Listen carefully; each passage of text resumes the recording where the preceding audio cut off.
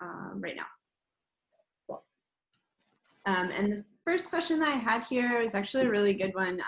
It says, I sent my parents a vulnerable and well-written message after the last webinar, re-educating them about looting and white supremacy and how their words matter, including the Trevor Noah video. They confirmed that they received my message, but since then they have posted more intense All Lives Matter memes on Facebook. What should I do? Like the question that perpetuates, I think, in so many people's lives right now, because we have so many folks that are just completely on the other side of the spectrum and, you know, watching Fox News and perhaps like not really able to see the context in which all of this is being framed. You know, there's obviously significant things that people are, you know, people look at looting and they're like, well, property and like, you know, who's going to protect my property? Are they coming for me next? And it just becomes this very self-focused and self-centered conversation around, you know, why that matters. And I think people tend to forget that people's lives are being lost right now, and have been for hundreds of years, and that a little bit of property damage actually goes a very long way. If we look at the civil rights movement, if you look at so many different movements where social change has happened, that's like always part of the equation is, you know, people have to get that mad before folks who are in positions of power are forced to pay attention and are forced to shift their policies. I don't know if, Kate, I'm sure you have lots more to add to that. This is a question I grapple with a lot. Yeah, and I think also, you know, to pick up the piece regarding All Lives Matter. Yep, all lives matter. And know what? Not all lives are being targeted right now. So I think that this is a moment for us to meet the folks who are talking about how much all lives matter.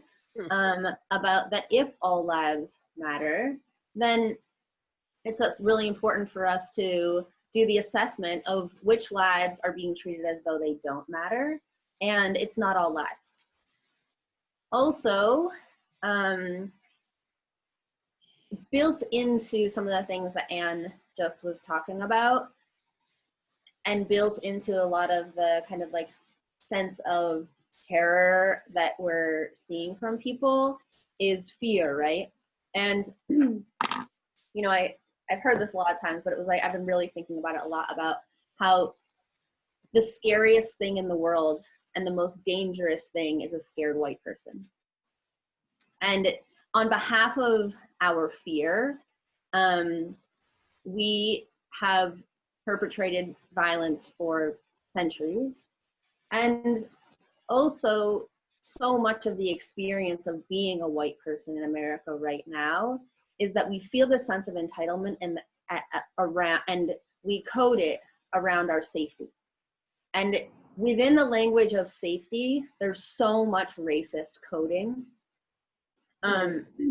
So I think when we notice things that probably underneath them are fear, it's an opportunity for us to get very curious about digging about like, what's that really about?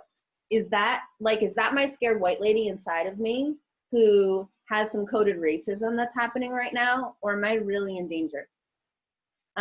Because for a really long time, we, particularly white women, have claimed that we're feeling unsafe or that we're in danger.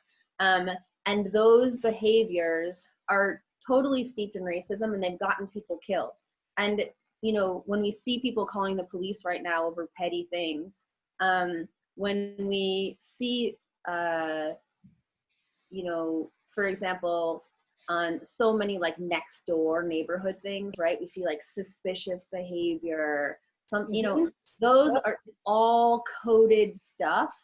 And it's coded stuff that lives within this lexicon of a white sentiment that we should never feel uncomfortable. And when we feel uncomfortable, we're in danger.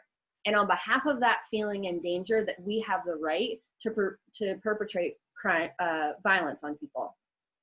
And so when you're feeling a sense of fear or anxiety, or you note that in other people, it's a really excellent moment to get curious about what's actually going on. And, you know, I thought about this a lot, and the way that we've sort of weaponized safety and our entitlement to never feel scared, right? How many times we hear after a police officer has killed an unarmed person, they go on the stand and what do they say? I felt scared. Mm-hmm. And it's also something that's like actually pretty damn ironic, given the fact that Black and brown people and Indigenous people are walking around America feeling scared every damn day for like with reason. So within unpacking that, like, all lives matter, what's this made of, looting, our relationship to fear and our justification to really violent behavior, but also coded racism. It's a space where we could all do some really important digging. Jesse, how would you, I know you, welcome, hi, we're so happy you're here. Yeah, sorry I'm late. Today is insane. Am I copy? Am I clear? Am I clear? Yeah. Okay. I don't know if you have any thoughts about like speaking to family members who might still have, you know, may have talked to you about this stuff and are still upset about looting and are still saying all lives matter. Like, how do you approach folks that are still not getting it? Do you have any tips? Man, that's a tough one, because like I don't fuck with people that like, that don't, you know, like I don't really have these like direct conversation with people that don't get it, because like I don't fuck with those people in my circles. You know what I'm saying? I do try to find like a bridge in regards on like through my art and stuff, but like now isn't the time to be pacifying or like we need to, I don't know, it's a hard one, because like if people are still holding on to these notions that like the police are safe, then they're just blinding themselves to like the reality of like daily reminders of like how brutal the police are. Like they're fighting brutality, like peaceful demonstrations, protesting police brutality with brutality daily. And like people are getting hurt, they're getting killed. It's a hard one, you know, like if people are still really holding on to like the all lives matter, like they might be a lost cause, you know, like, and that's another thing that we have to consider is like, especially like the older generations, like they might not ever let go of this, you know. Right. And so with certain people, like it might be a lost cause trying to convert them and put that energy towards the younger generations of people that can actually see what's in front of their face, you know. Like I'm not gonna waste my time talking about something like I'm not gonna if somebody's still a Trump supporter, I'm not gonna,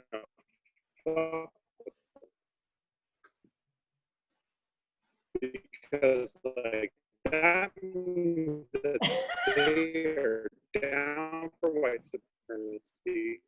They're down with a misogynist rapist that's like, you know, like, and if you're still on board with that, then fuck off. I don't want to talk to you.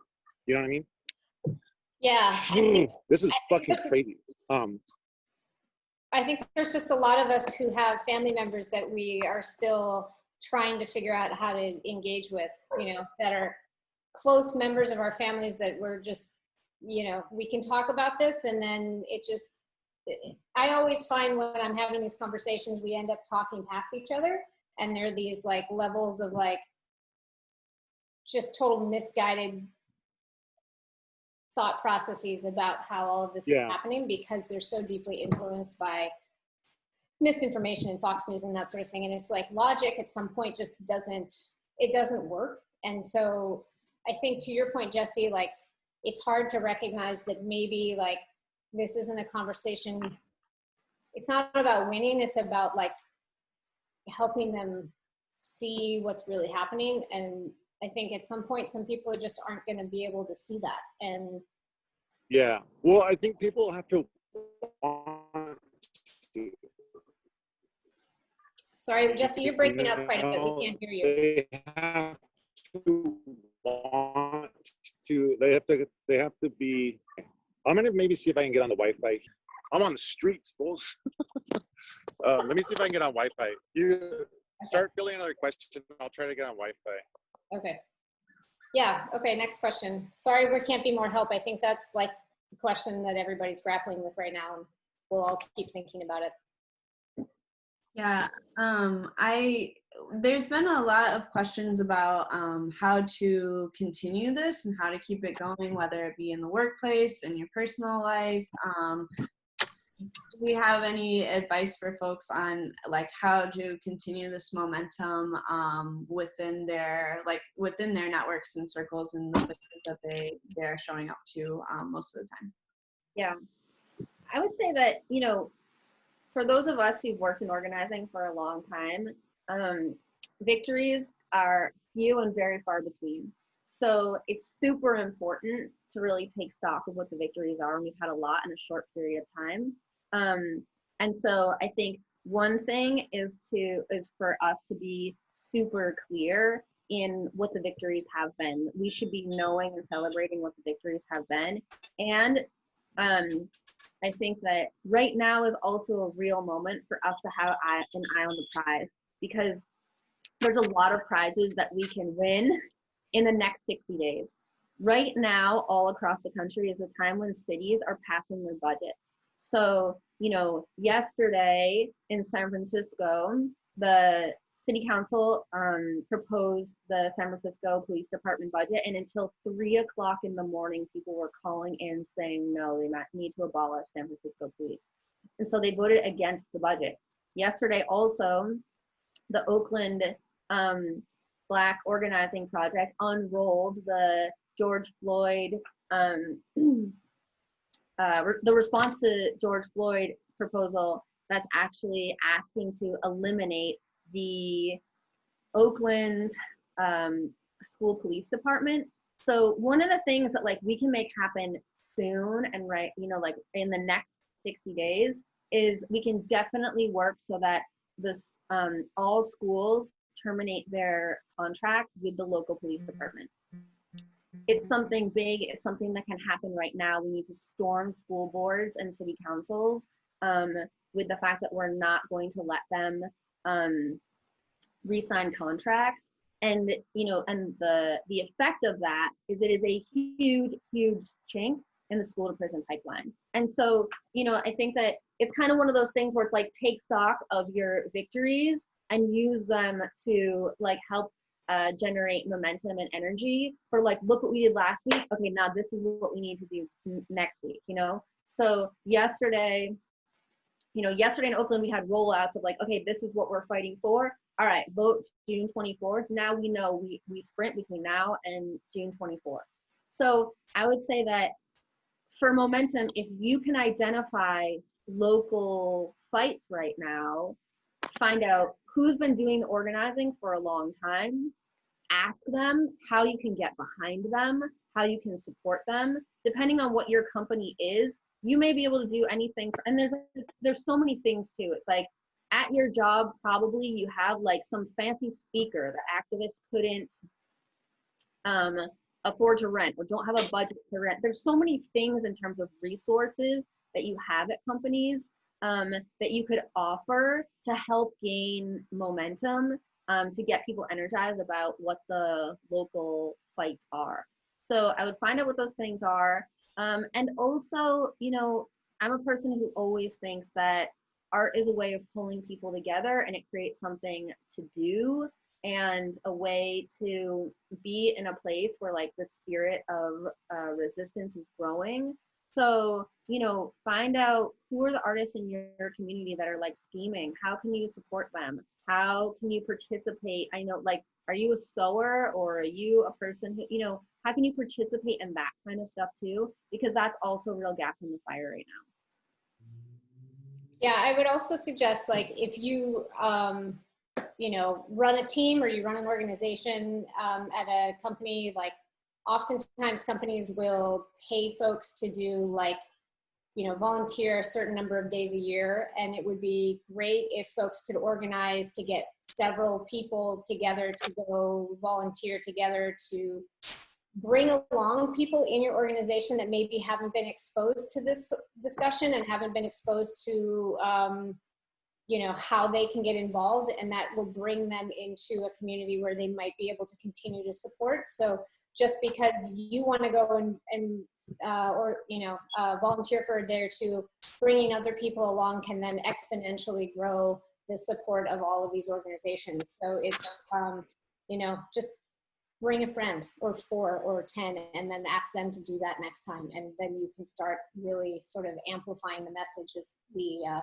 organizers who've been doing this as long as they have.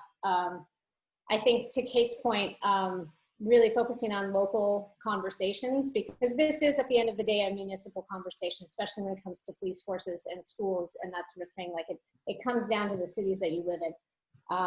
You know, there can be like the mayor of DC painted this really amazing, you know, organized this painting on the ground that said Black Lives Matter, but she's still funding the police. You know, like people need to be like recognizing what their leaders in their communities are doing and what they're not doing. And their silence is just as powerful as their voices. So if she's doing that as a statement piece, but isn't following it up with her actions, she needs to be called out. So you need to be really aware of how your community leaders are not showing up for this movement. And powerful, what happened in Oakland last night, people were calling until 3 a.m. And that's the sort of like momentum and push that we need to keep doing. So it's not just like picking up a couple books and like, you know, coming to a conversation maybe once or twice. Like you got to, like, this is anti-racism work is like the rest of your life, right? Kate's phrase was welcome to the first day of the rest of your anti-racist life. Like that's, it's a way of life. It's not like something you do for a month. Yeah. So you got to just keep showing up and you know, finding the organizations in your community that are doing this work and figuring out what tools you have to support them. You know, maybe you're a photographer, maybe you are really good at spreadsheets, maybe you're really good at accounting, maybe you're really good at like, you know, being a mom and knowing that people need water and people need snacks and like, you know, figuring out like what is it that your skill set can offer the group and offer that and continue to offer that. And then bring people along so that they can then offer their skills. And I think one other thing also that's just related to work right now, one of the things that we're seeing is that, you know, corporations are seeing that right now there's a call for them to make a statement. And a lot of them are making really vague statements like, you know, we stand behind Black America and we are opposed to racism violence. You know what, that actually doesn't mean anything. We need them to think about like what they're saying needs to be specific. It needs to be anti-police. It needs to be anti-white supremacy. It needs to be something that's not just optics. So a good question when your company is like thinking about, we want to put a statement out about what's going on, you need to be really pushing them to ask themselves, is this about optics? Or are we actually pushing forward the conversation and taking a stance here? Yeah. How are we betraying our whiteness? How are we betraying our investment in capitalism? And there's a lot of companies right now that want to look like in the spirit of understanding that it's good PR right now to be pro Black Lives Matter. There needs to be something substantive to that. And for a lot of them, it needs to be anti-capitalist. And a lot of companies are very scared to do that. If you work at a company that's trying to put out a statement, they need to think about, what does it mean to betray our whiteness in this moment? Is this optic, or does this have teeth? And I think a lot of organizations too right now are like jumping on the, oh yeah, we need to hire Black artists and we need to like amplify these people. And it's like, okay, have you ever done this before? Have you ever hired a Black artist before? No? Then you can't do that because you're tokenizing people and you're, you know, it's not an authentic means in which to to acknowledge what's going on. You need to really look inside your organization and see how are you practicing anti-racism within the organization. Like, what does your hierarchical structure look like? How many Black, brown, and indigenous people are in positions of power? Does that need to change? You know, like, so much is like outward facing, like how are we presenting as you know, companies who give a shit, but like, are they actually doing the internal work? Most of them are not, but maybe some of them are starting to reckon with that. So as an employee in those spaces, it's really, I think, important to recognize that your voice is going to go a really long way right now if you stand up and discuss that, you know, perhaps these things are not being addressed properly, and they need to be. Because they'll actually probably listen to you right now, whereas 10 weeks ago they wouldn't have. Yeah, like right now we don't need Band-Aids. We need like full reconstructive surgery from like the bottom, you know? And in this discussion about like tokenizing things, it's like, okay, you're discussing this now, but like what's gonna happen in 5 years? What's gonna happen in 10 years? Like we need to rewrite our constitution of every business that's going on. It's like you need to restructure your entire top to bottom so it's representative and it's intersectional, you know? And we have to like call out like tokenizing and Band-Aids, because Band-Aids are not going to help heal what's going on. You know, these are deep wounds, they're generational, you know, this is going to take generations to grow out of, you know. This isn't going to be over in my lifetime, you know, unfortunately. And but I'm going to fight every day of my life for it, you know. It has to be systemic change within the entire organization. It can't just be something that's done for 2 months or like a quarter or a marketing season. It has to be something like Nina Chanel Abney. If you're not familiar with her work, you should look her up on Instagram. She just posted something. She's a well-renowned Black female artist who is, you know, super famous, and she's just been getting like, her inbox has just been flooded with corporations who are like, hey, we want to partner with you, and da da da da. And she's like, where have you been? Also, where are you going to be in 6 months? Where are you going to be in 2 years? Are you going to stand by me, or are you just using me for optics? And that's really, I think, like, I think in the artistic community, I'm seeing so much of that right now. Like a call on Facebook for like, we need 3 muralists and they need to be Black, and we have $3,000 for the budget. And people are tagging me like, do we know people? And I'm like, I'm not, what? No, like, you need to be paying people more than $1,000 to do that. Sorry. Yeah. Also, like, you know, you're not going to be able to hire your way out of being racist. It's the same way. It's like, no matter how many Black friends I have, I'm still racist. No matter how many Black men I fuck, I'm still racist. Like, you can't, like, there's not like a loophole out. So I don't care. I don't care. Like, oh, your company hired a bunch of Black people in this moment. Like, you're still racist. You need to do. There's like deep work that we as individuals need to do. Maybe we should go to the next question. Yeah. Nope. Burn it down. I feel like we could talk about that forever. Yeah. Okay. Next. So I think this is a good one. Still lots of conversations around defunding and abolishing police and like how to bring people into a conversation about that. Do you have suggestions for solution-based resources as alternative to policing? I hear so much pushback from people around abolishing the police because they can't imagine what that might look like. They should read Homage to Catalonia by George Orwell, and he was part of the Spanish Civil War, and he ran with anarchists, and they took over a city, and they ran over the city with no police. It was all community-based everything, and it was like the most beautiful picture of what it could look like without police. It's like people are so, we've been so inundated with like fear that like, what would we do without police? Is because we're scared of police, and we're scared of the idea without police. Like, we're living in fear, and like we need to try, like, because this is not working. And like I don't like, there is no argument to keep police on, because police are abusing their power, and they have been abusing their power like since they were installed. You know, sorry.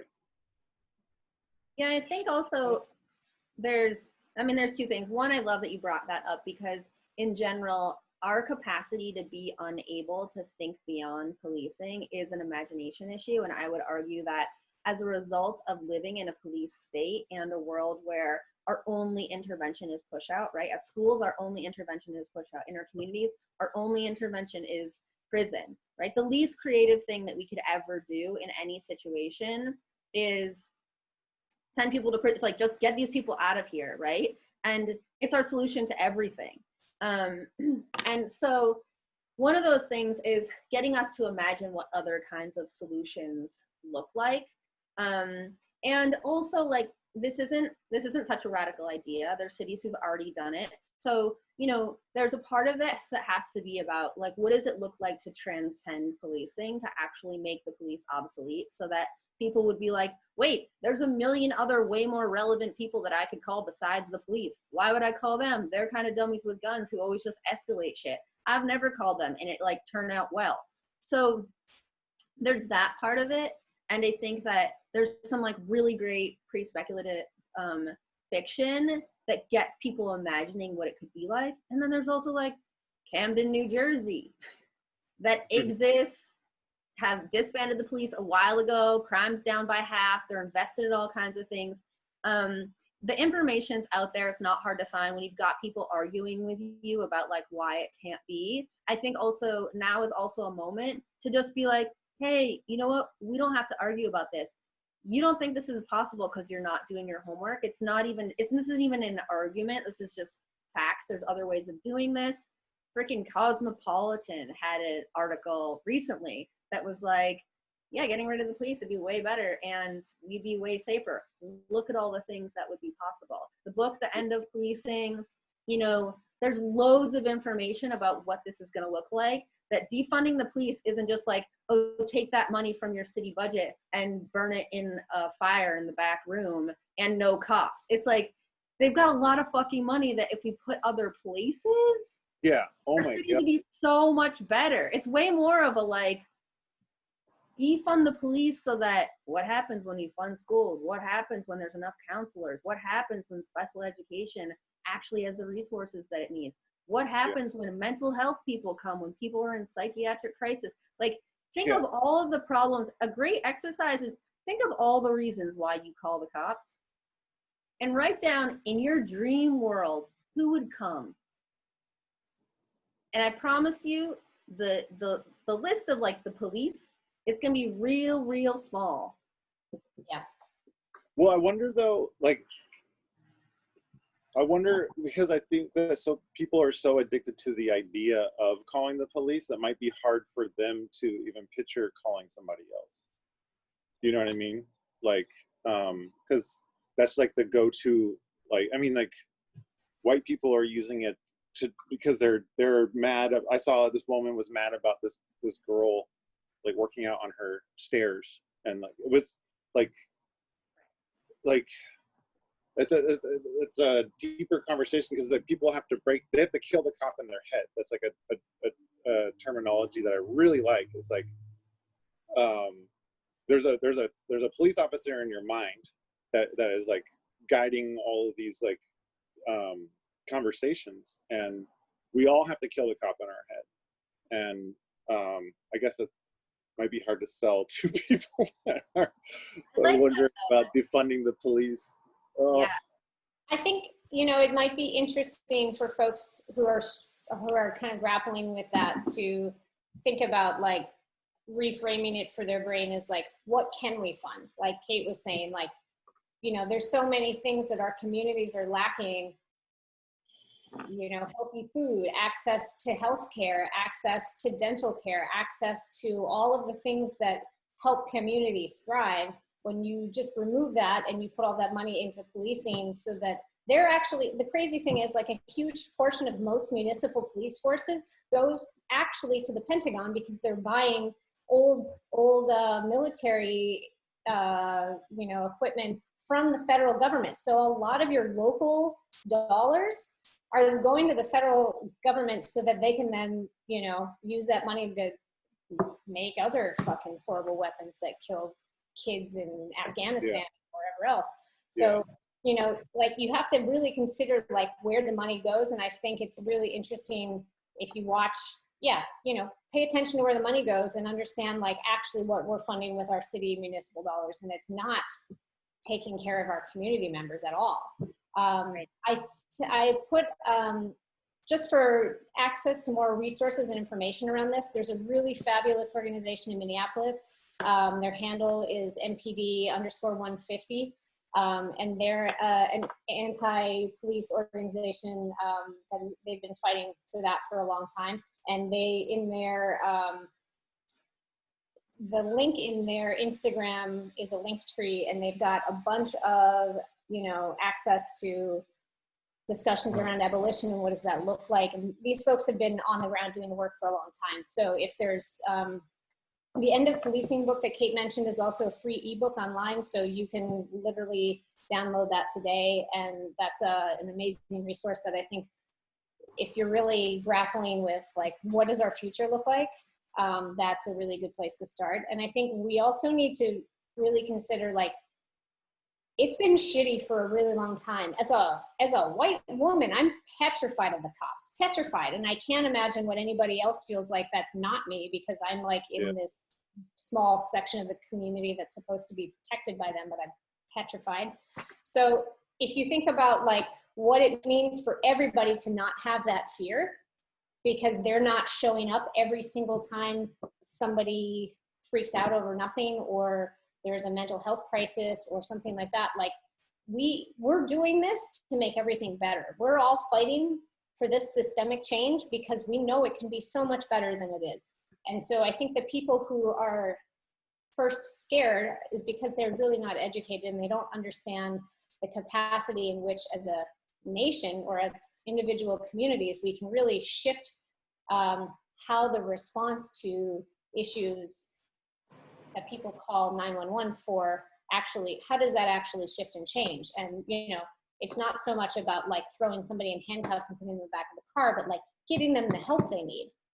You know, like if somebody were to be like freaking out about something, but like the right people show up to give them the resources to help them out of a mental health crisis instead of like without guns, like throwing them in prison and throwing them in solitary confinement and making it worse and not giving them their meds. Like that's the route we've been going for so long. And it's just absolutely mind blowing that it's taken us this long to really be able to have this conversation. Yeah. And it's like, how many people need to die, you know, to make it like how many people need to die for people to like open their eyes, like to that this isn't working the way it is. Like, I mean, I think it's a really good question. Is like, well, what's your body count? What's your capacity of body counts before you want to make a change? You know, like it's not justifiable. Sorry, my energy is really high today. It is a crazy day. It was a crazy night, very long night. So sorry. I think in some ways also though, we need to be thinking beyond the body count, and that actually I think that one of the things that most of white America doesn't understand is all the ways that by us passively relying on systems of white supremacy, we're actively perpetrating trauma on everyone else every single day. So like most of Black America is not going to get killed by the police, but all of Black America is suffering from psychological trauma as a result of the fact that we continue to use a police force that causes violence and trauma in their community all the time. So you don't have to you don't have to know someone who's been killed by the cops or have been brutalized by the cops to have a feeling of terror all the time when they're around. And it's very ironic to me how white people, we feel so comfortable acting with such violence because we feel scared, yet we can't empathize with the fair sense of, and very valid sense of terror that Black, brown, and indigenous people feel all the time as a result of the fact that we are unwilling to create a new way of law enforcement, or to take real issue with the circumstances that create violence, right? Because there's a part of policing that's like, okay, whatever, there are the things that the police do in our communities. But what I've heard from a lot of people is like, yeah, but like, who's gonna prevent crime? The cops don't prevent crime. People having what they need in their lives prevents crime. We need to take huge issue, like, be mad about what creates crime. Imagine if we took a great interest and invested in the underlying things that create crime. Because right now, we're investing in tremendous oppression and intergenerational trauma. Look at the project $1 Million Blocks. There's blocks in Chicago that we're very well invested in. We're invested $1 million or more on blocks in Chicago to incarcerate people on that block. Imagine if we spent just $100,000 on the block to support the people who live there. So it's not a matter of like the way that we're invested. It's a matter of us being unwilling to really look into what the F our fear is actually made of. And in a lot of ways, the truth that I would say, we were talking about before, is that we have this fixed understanding in our minds about who it is that we are. But inside, we feel terrible fear and anxiety. And I think maybe if we looked real deep, we might find that a lot of that fear and anxiety is actually a sense of like, we know the violence that we've perpetrated on people. We're scared they might want revenge. And I think that digging into like what that's actually made of, I would argue that, those of us who have,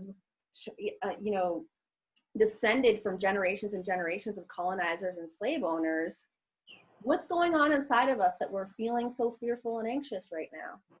And, getting into the practice of betraying your privilege, betraying your whiteness, thinking about what's actually making you feel fear, thinking about why actually are we so unwilling to dismantle this system that every Black, brown, and indigenous person in America is saying is perpetrating tremendous trauma on them, as well as being the front lines to, like the police are the front lines to the prison industrial system. So, just this week I was in a visionary circle with kids in Connecticut talking about a world without youth prisons. And we're like, what would a world without youth prisons, when you walk down the street, what would you see? And one of the kids said, you would see whole Black families. That's not because of Black people, that's because of white people. Yeah. That's directly because of our prison system, that is, and that affects everyone, because like, if you have kids, your kids are in school, if you go to public school, with people that have incarcerated parents, and like that trauma like affects everyone. It's not just like exclusive to like those families that have been separated. Like, it affects all of us, and like that shouldn't be your only intention of like, well, bettering yourself, but like it does affect all of us regardless if we want it to or not, Are you ready for another question? There's a lot of questions and sort of commentary about the actual language of defund and abolish, and how that might be scary for people. What are your thoughts on like that, using that language, or if we should be shifting that language? I think the only people that are scared, being scared of the term is probably because folks aren't really fully educated as to what defunding means, right? Like, I think we mentioned that earlier, like it's not just like we're gonna, like Kate said, take that money and light it on fire. We're gonna be using that to invest in other organizations. So, I don't think the Black Lives Matter crews, and I'm not gonna speak for them, but I'm gonna guess like that's not on the top of their agenda to like worry about making sure white people feel safe around the concept of defunding police. Like, you know, folks have been unsafe for 400 years, so maybe we need to recognize that it's okay if we feel scared about change because we don't understand it. Because we've been sitting in privilege and the comforts of knowing that, you know, the police are protecting white folks for this long. Like, what does it mean for us to be uncomfortable with the concept that we're going to take away money that to organizations that kill Black and brown folks? Like, that's something we need to be reckoning with. That's a personal thing that I think, you know, we need to grapple with. I saw a comment about how Trump might use this against us because he's, quote, the law and order guy. And I think there's a lot to be said about the folks who are really going to like listen to him, right? Those are the people that we talked about at the beginning of the chat that aren't going to change. But if you think about like, you know, I think checking out those resources that NPD 150 is sharing on their site, and I think just finding some educational resources around what defunding actually means. And yeah, so maybe the term isn't making white people comfortable. I think we have to get really comfortable with being uncomfortable, because that's going to be the way it is, and that's the way we need to be in order for shit to move forward, because we need to start recognizing that we're perpetuating white supremacy by supporting the concept of police forces, because they've just inherently failed to protect and serve our nation for hundreds of years. And we also need to proactively do our homework. Like our capacity to be lazy and understanding the truth is partly what's gotten us here. Like, it's really easy to be a white person, never have any sort of conscious understanding about your racialized experience in the world, never think twice about the way that capitalism and institutional racism has lifted you up in your life. Like, it's really easy to have that experience in America. That's not like by mistake. That's by design. Yeah. And so like for us now to be like, well, can't you just like make anti-racism a little easier? Or can't you make it like feel like, it's kind of like freaks me out, the idea of like defund the police. Like, that's also just so fucking white. And so like, we're just so used to comfort. It's like, I shouldn't ever feel scared. I get to be a cop and I get to kill people if I ever feel scared. I get to call the cops on people who they actually might kill if, I don't know, there's a suspicious person outside, you know, just living their fucking life. But like, we also, again, also a moment like, who do we think we are to be like up in a tiff around clear language that was handed to us by Black leadership while like they're trying to fight for their freaking liberation 450 years later? Yeah. So, you know, like, we need to be super down with abolish the police. We need to be super down with the defund the police. And we need to do our damn homework like we love to do as white people. And if it's like a nerdy intellectual way, jump in there and know what it means to defund the police and spread the word. Yeah. Yeah, I was gonna say exactly what you're talking about. Like, people are just being lazy. Like they're not, like, I have people asking me like the simplest question that's like, that they could like do a really fast Google search, you know, and they could educate themselves, you know? And so people have to want it. And another thing I was thinking about was, I've heard a lot of people saying like, I can't wait for things to go back to normal. And when I think about things going back to, if things go back to the normal that was before this, that is going back to exactly what has gotten us to this point, you know? And if that normal, if you felt safe in it, that's because of your privilege.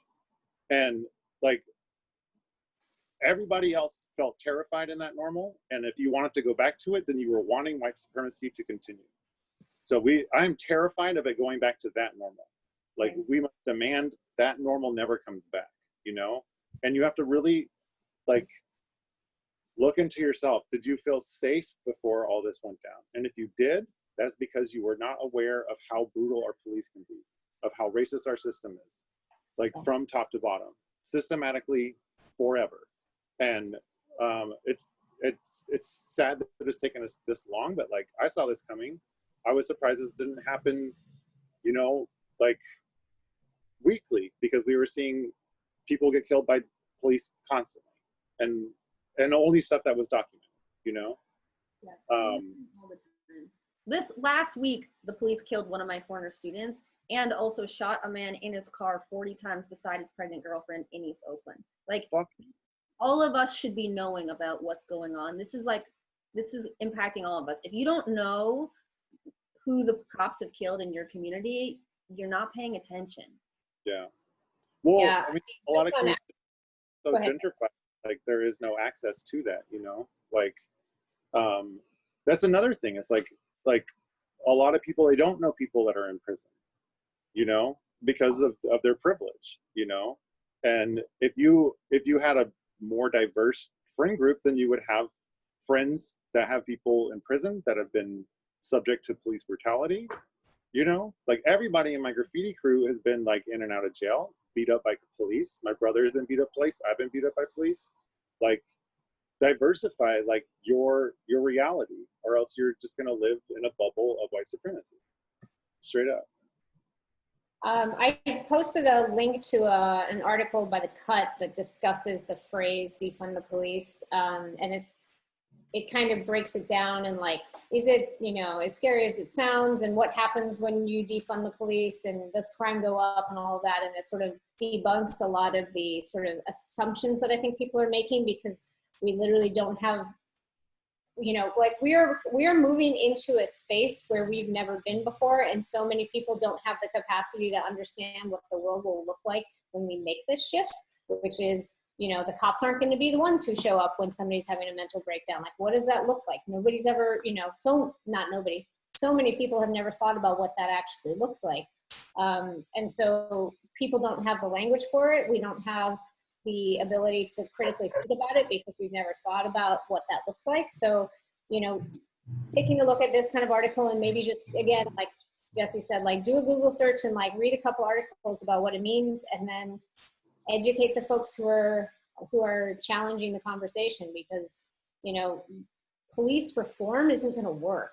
We can't talk about like reforming a couple bad apples, because it's not bad apples. There's an article that's been floating around social media today about it's a cop's perspective on just like how brutal everyone in his force was, and like nobody would ever stand up for anybody. I mean, that's the video of the 75-year-old man who got pushed over by the cops and was like bleeding all over the sidewalk, and not one single cop stopped to check if he was okay. Like, that is the culture of policing, and we can't reform that, because you literally would have to fire everybody and start over again. So why bother? Because the structure doesn't work anyway. So, you know, we really have to like look at like this system. You can't just like pull out a couple of weeds. Like, you have to completely rip out the whole lawn and start over. Like, this is not something that just like can be easily tweaked. This is not like Jesse was saying, a Band-Aid, right? Like, we need reconstructive surgery. Right. And this mythology of that, like, well, but like there's like good cops. Like my friend, like, you know, my neighbor is like, he kind of comes over to my house on Sundays and he's like a really good guy and he's like a family man. And like, I totally believe that. You know, I think there's probably lots of good guys who work as cops. The problem is that like policing isn't like a series of good guys and bad guys, and like some act some ways and some act other ways. Policing is a system. So we need to think about policing like as a machine, right? And there's levers on that machine. The way that machine was built, it was built to unevenly apply the law through physical force upon Black and brown bodies, okay? So the machine in and of itself is built in a way that targets people of color. So it doesn't matter if Jesus is pulling the levers. The levers are focused, okay, on a power over model of control using physical force and brutality and death upon like targeting Black, brown, Indigenous people. And it's not just, it's not also not just like the incidence of violence of how policing works, but policing works by creating psychological terror in everyone else, right? Remember, this machine, the first iteration of this machine was slave catching. It wasn't just about catching and beating the slaves they caught. It was about making sure that all the other runaway slaves were so fucking scared they wouldn't run. So we need to be really clear about like, this isn't just about like the people who got killed and the people who love those people. No, this is about everyone. It's a machine with levers, and I could be driving the machine with levers. If I pull the lever, it's gonna do the thing the machine does. So there's no, like, I believe that like you probably have nice neighbors who are cops. The problem is, it doesn't matter. If your neighbor's pulling the lever, then policing as it was designed to work is working that way. The people who are great cops with a sense of integrity and love for their community, we can find a much better role for them after policing. Probably they'll be involved in some sort of community development where they don't have to brutalize people and not talk about the fucked up things that their colleagues do. And if they see a 75-year-old man bleeding from his ears, hopefully they'll like administer, you know, first aid. Yeah, I always think about like, if I was like if I was working at a coffee shop and my coworker constantly beat up and shot at Black people, like I would probably be like, this is a problem, you know? Like this guy, like why is this guy still like, shouldn't he be fired or like something like more severe? You know, like try to like put it into perspective of like in your job, if somebody were to beat regularly people of color or Black and then shoot them, like wouldn't you want to change that dynamic? You know, like try to put it into a focus where it might be more palatable of like like in your own vicinity, you know? And like if I was in that situation, I wouldn't allow my coworker to do that. You know, I would not be. And if you are allowing your coworker to do that and going along with that, then you're a part of a system that is corrupt, and then you are corrupt yourself. You know. The guy who killed George Floyd had 17 complaints against him. He killed another man in 2007. So like, if the system saw that he was a problem, they had 17 other opportunities to do something about it. Yeah. Mm-hmm. Yeah. So it is almost 8. I did want to flag one more question, just to respond to briefly, if that's okay. It says, a big part of me feels like the people who are in this discussion and similar discussions are not the ones who need to be.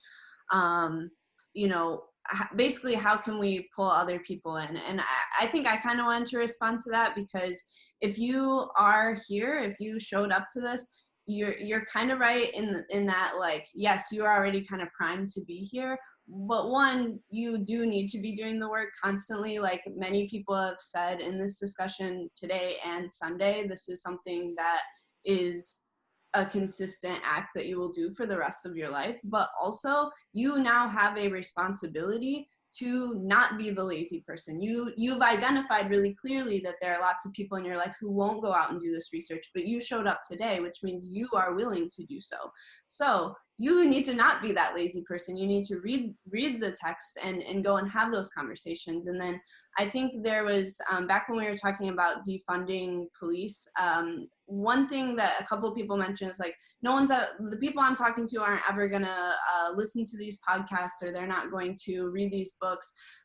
Engage them in a conversation of like collective reimagining. Just ask them to humor you for a second.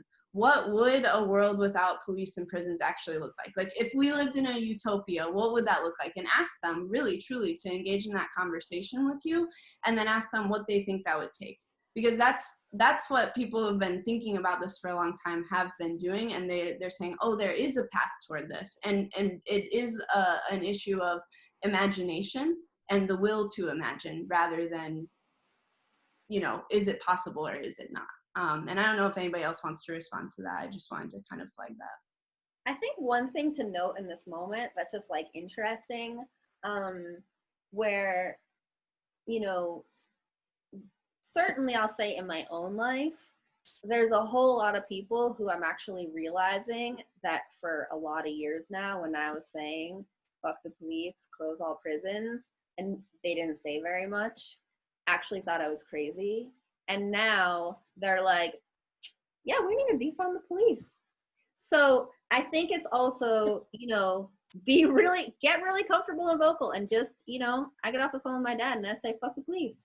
And he doesn't think that, but you know what?